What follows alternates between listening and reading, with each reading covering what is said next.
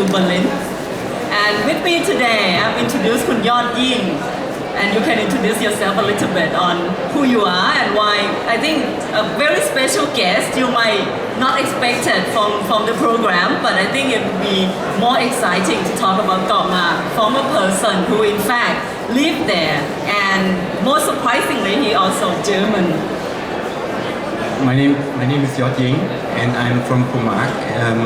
I'm born in Thailand, but my mother's German, so I know both cultures. And my family are located on Khun since 1910. So it's a private-owned island.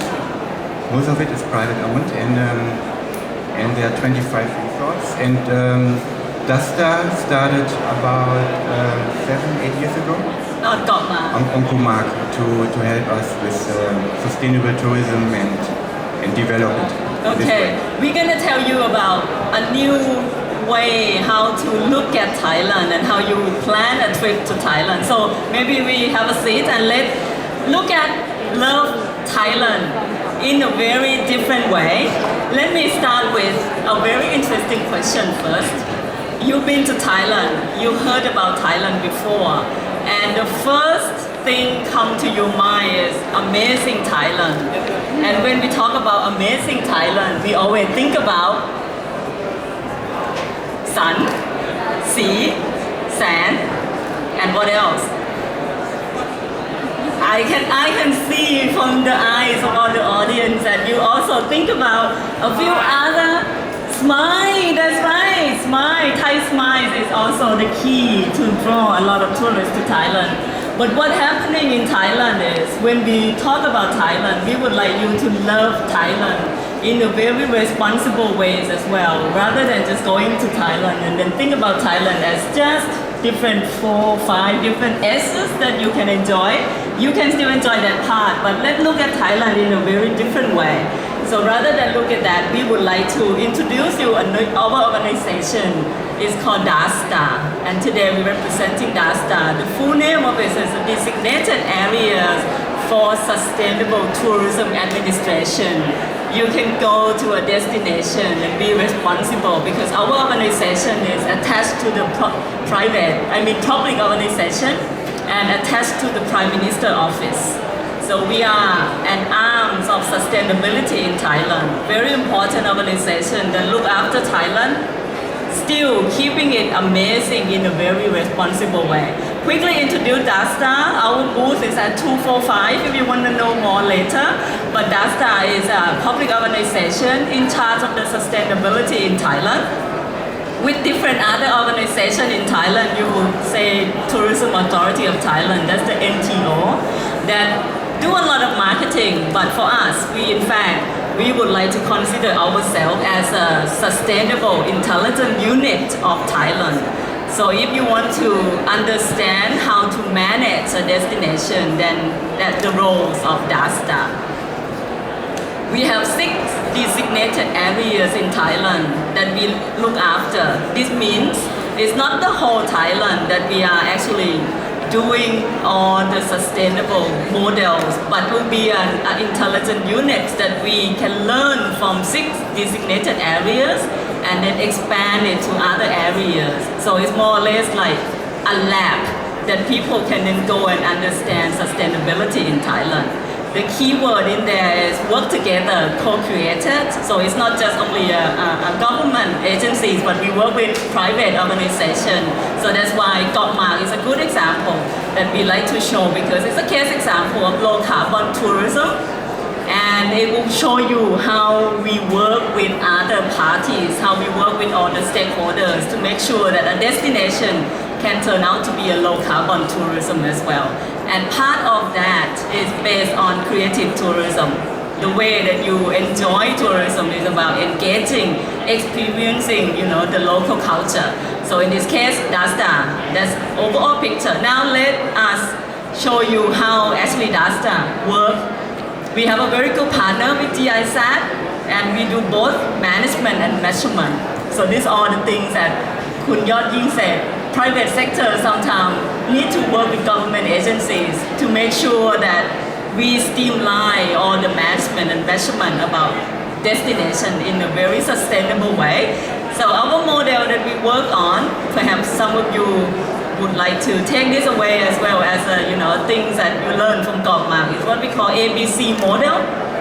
Sometimes the step taking into a sustainability journey could be very challenging. But the key to success is think of it as a step by step. And what ABC means is, first you need to get advocacy. People need to believe in it first.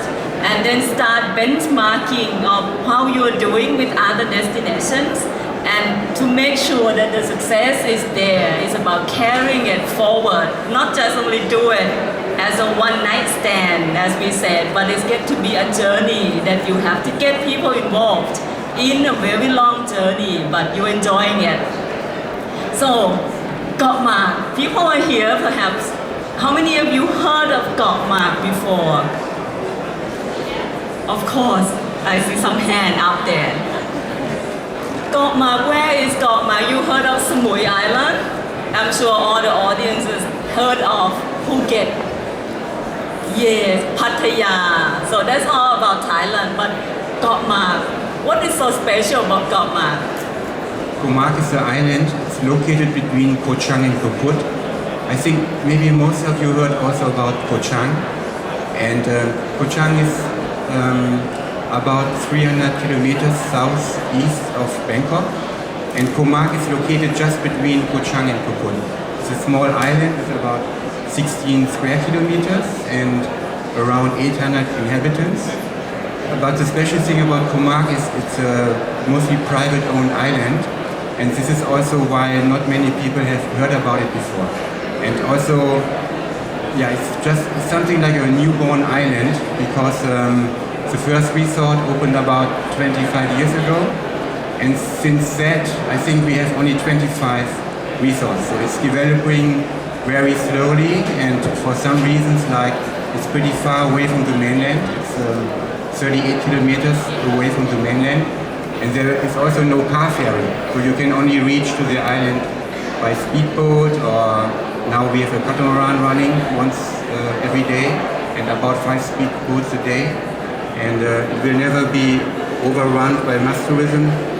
There will be no bridge, no car ferry, and also it's a different kind of situation because it's private owned, and it's a different kind of investment. So all or most of the resort owners are locals who lived there since more or less since over 100 years. So the family owned, very small island, and that could be a very good reason why we have to keep it in a very sustainable way. The island is not very small because, like my friend in Germany, when first time he came, he thought he can walk around the island in a few minutes. It's 16 square kilometers, yes. But if you compare with the other islands, it's small. Yeah, if you compare Gokmak with Kok Chang or even Phuket, Phuket is also, I think Phuket is the biggest island in Thailand. So in comparison to other islands in Thailand, then Gokmak considered to be a very small. And per year, we only have about 30,000. And to see some number, Koh Chang have like 1 million tourists, and Khun about 60 to 70,000. 60 to 70,000 a year. So consider this to be very small, and we can still keep it in a way. So let the story begin here, that we would like to share with you why Gokmak is the place that we have selected to be what we call low carbon destination. And the story behind it start with, I think it's important when you manage anything, you need to have a very clear fact, understanding where you are before you even start the whole journey of the low carbon. So what we did, and I think thanks to GIZ and other experts that helping keeping the record on this, and we start with the number that we know where we are, understand the situation, and the key thing is to make sure that we understand the culture of the island. It's not about taking the concept from anywhere else and then you can just apply. It's all about adaptation. And I think when you adapt, the key to success is understand the local culture.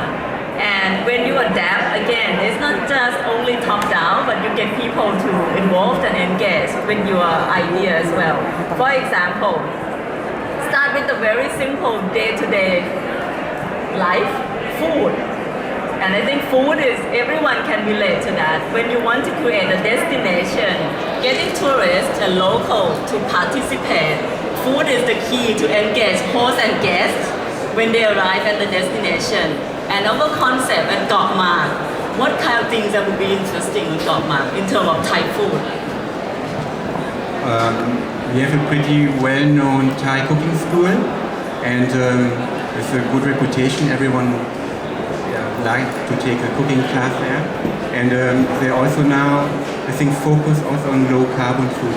Yeah. And our low carbon food, the reason when we select food, because people can relate to that, and because when you are traveling, gastronomic, experience is part of it. So food is, we work on the island based on what we call 3 Ps. And you said, what is 3 Ps on food? When you think about making a destination sustainable, think simply on these 3 Ps. First is purchasing, meaning the local ingredients, local sourcing, green procurement is key to a sustainable destination. There's no point to import, many goods and ingredients from overseas or any other places. Again, being an island is challenging because purchasing or acquiring of those, green locally is not easy. Like I said, the island is 38 kilometers away from the mainland, so the transportation with a wooden boat takes about 3 hours. So also everything we have on Khun, it's like 20% more expensive than on the mainland. And it's not only the tourists have to pay 20% more than at other places, also the inhabitants have to pay more, 20%. Yeah, so if you think you go to Gokma and you would like to have, for example, banana shake, is that simple and easy? It sounds easy, and tourists are surprised why sometimes they order a banana shake and there are no bananas.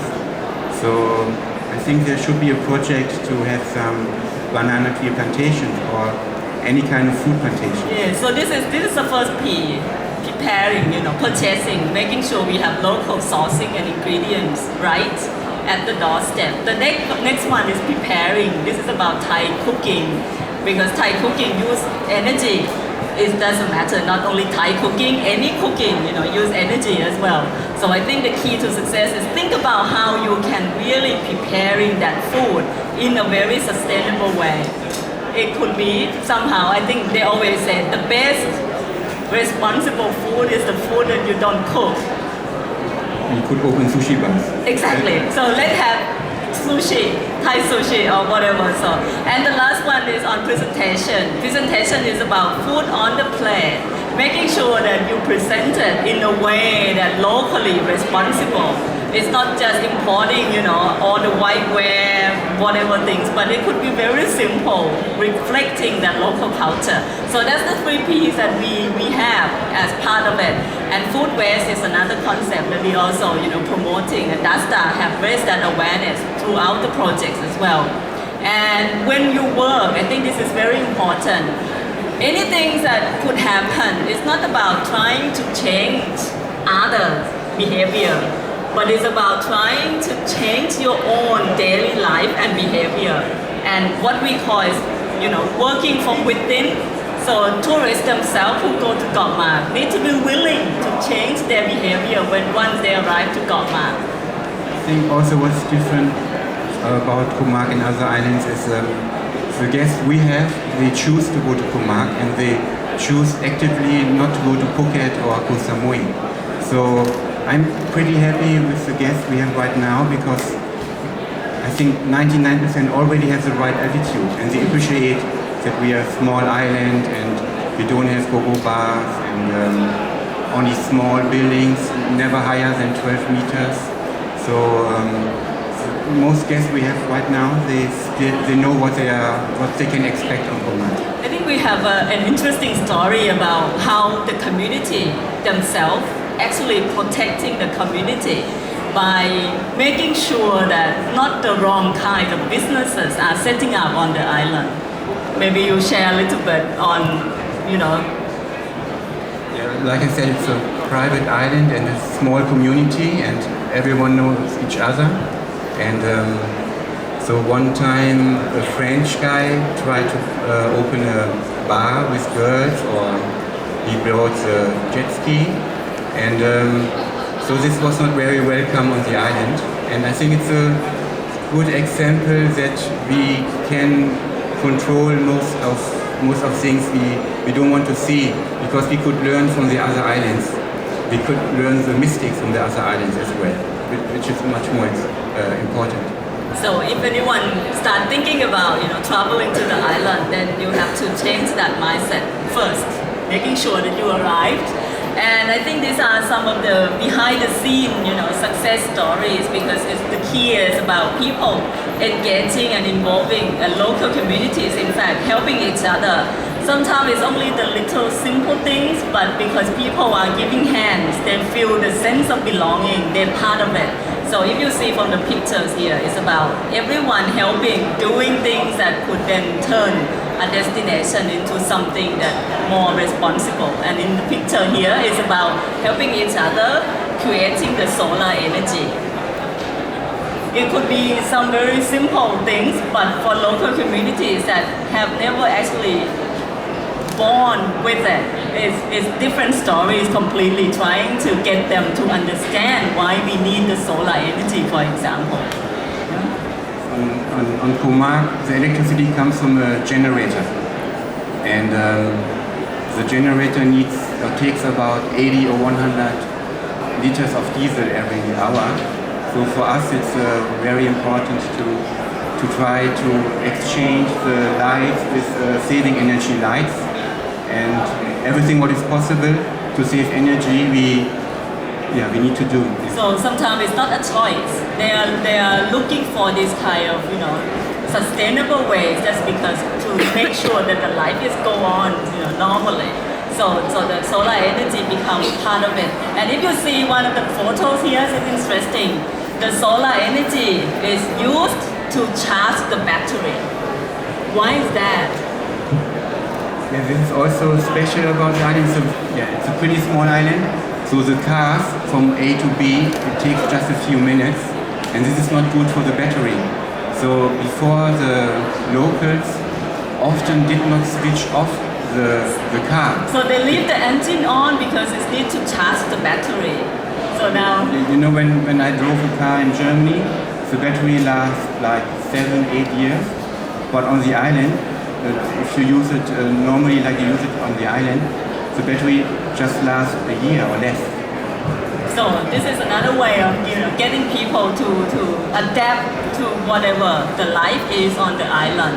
And this also the solar energy that has been built by the local people.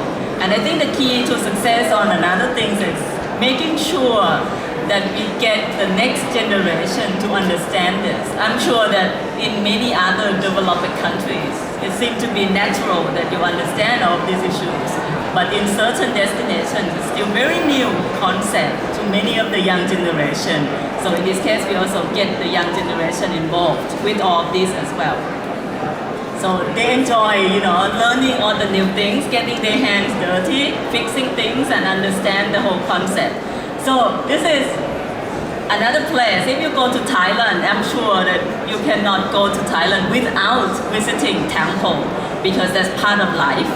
So rather than just getting other places to involve in this, the temple is also a place that could be the key learning, school for many others to understand this concept as well. And this hot water tank that has been built for a resort. So if you go to Khun, you experience many of these and some of the photos to get you a bit hungry as well with the local Thai food. And we claim it to be low carbon menu because we can find all that raw materials from the island. So all-in-one is very important, and I think how many of you now feel like you can be part of this low carbon family on the island after listening to what we call behind the success or stories of the low carbon destination on Khun. You feel like you still want to go to Phuket or Samui, or let's look at Thailand, love it in the different ways, and look at other destinations like Khun. So if you're interested, be sure we would like to share that about nearly 100% operators on the island signed the declaration that they will pursue a destination to become a real, perhaps only one low carbon destination in Thailand that could claim to be perhaps the first and only that would like to join hands and do this as a low carbon destination for Thailand. So this is Gokmak. Anything you'd like to say if anyone want to go to Gokmak? Yeah, like I mentioned before, on Khun are now 25 resorts, and if you really look for a quiet place and a quiet place with nice nature, nice beaches, and if you choose not to go to Phuket or Koh Samui, I think Khun is the right island for you. So fly now to Bangkok and take another train or maybe take another flight. Yes, 320 kilometers southeast of Bangkok. So with the car it takes about 4 hours, and you could also fly with Bangkok Airways to Drat. It takes just 45 minutes. Yeah. But I think taking a bus and share a bus is more sustainable. For sustainable way. And I think we have some souvenir that we like to give away as well. You said why not the air ticket to give away? Yeah, but we have little souvenir from the island to give away to the audience. At least now you know about Gokmak, and if you want to know more about Gokmak, you can always search some information.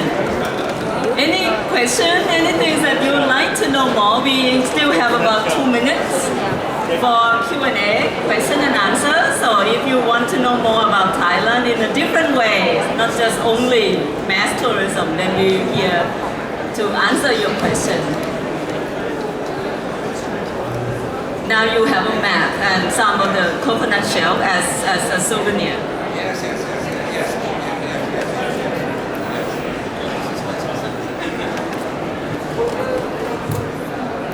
We will be happy to welcome everyone to our booth here at 245, just next to the stage. So if you want to know more about Thailand in a sustainable way and also about Gokmak, we are most welcome. Thank you very much. And I think we're right on time at 11:30. Thank you.